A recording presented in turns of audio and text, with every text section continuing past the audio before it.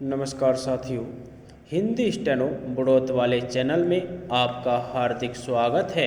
आज की डिक्टेशन रामधारी गुप्ता खंड 2 से प्रतिलेखन संख्या 95 90 वर्ड पर मिनट की स्पीड से होगी। तो आइए शुरू करते हैं। डिक्टेशन शुरू होगी 5 सेकंड बाद।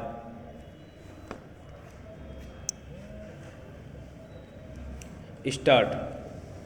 सभापति जी, जब से इस विश्वविद्यालय ने अपना नया रूप धारण किया है, तब से यह पहला अवसर है कि मैं इसके आचार्यों और स्नातकों से अपनी कुछ बात कहने के लिए यहाँ आया हूँ। भारत में जिन विश्वविद्यालयों को इस दृष्टि से कि उनकी स्थापना को अभी पूरे 50 वर्ष भी नहीं हुए हैं नया कहा जा सकता है, उनमें वाराणसी विश्वविद्यालय को छोड़कर संभवतः यही विश्वविद्यालय सबसे पुराना है। किंतु अभी कुछ ही दिन पहले इसने अपना वर्तमान रूप ग्रहण किया है। इस दृष्टि से यह इन सब नवीन विश्वविद्यालयों में नवीनतम विश्वविद्यालय माना जा सकता है।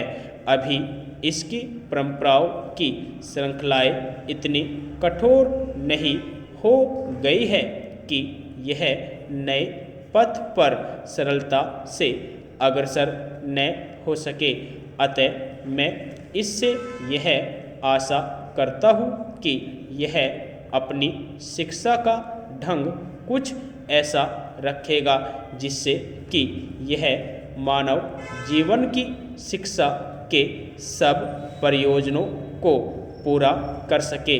मैं यह कई अवसरों पर और कई स्थानों पर कह चुका हूँ कि हमारी वर्तमान शिक्षा प्रणाली, चाहे वह प्राथमिक विद्यालयों की, माध्यमिक विद्यालयों की अथवा विश्वविद्यालयों की हो, उपरोक्त उद्देश्यों को पूरा करती प्रतीत नहीं होती।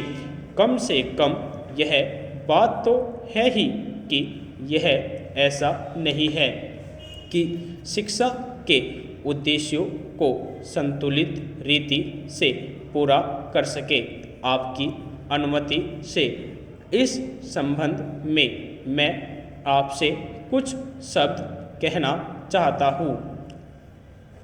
मेरा यह मत है कि शिक्षा के 3 उद्देश्य होते हैं, जिनमें से 2 उद्देश्य तो व्यक्ति के अपने निजी जीवन से संबंध रखते हैं और तीसरा व्यक्ति के सामूहिक जीवन से संबंधित है।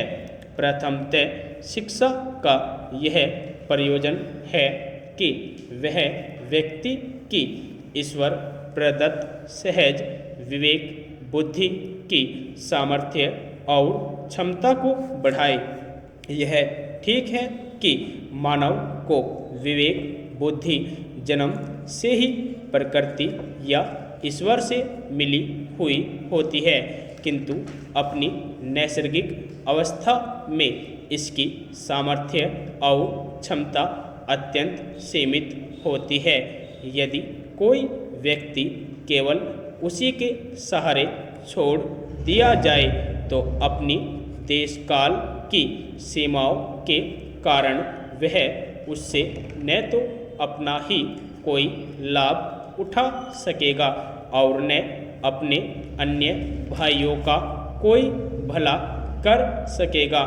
किंतु यदि उसकी विवेक बुद्धि को पिछली पीढ़ियों की संचित अनुभूति से संपन्न कर दिया जाता है तो उसकी शक्ति और क्षमता बहुत अधिक बढ़ जाती है, क्योंकि उस अवस्था में उसे अपने और बाह्य चराचर जगत के बारे में ऐसी अनेक उपयोगी और आवश्यक बातें ज्ञात हो जाती है, जिन्हें वह केवल अपने विवेक या विचार शक्ति से नहीं जान सकता था।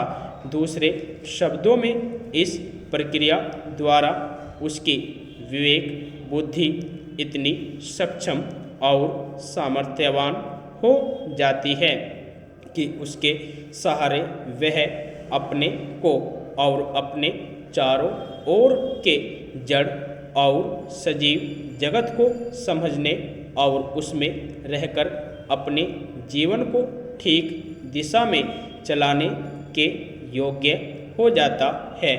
बुद्धि एवं विचार शक्ति को और अधिक सामर्थ्यवान बनाने की प्रक्रिया को ही शिक्षा कहा जाता है। यदि आपको डिक्टेशन अच्छी लगी हो तो हमारे चैनल को सब्सक्राइब करें तथा वीडियो को लाइक व शेयर भी करें। धन्यवाद।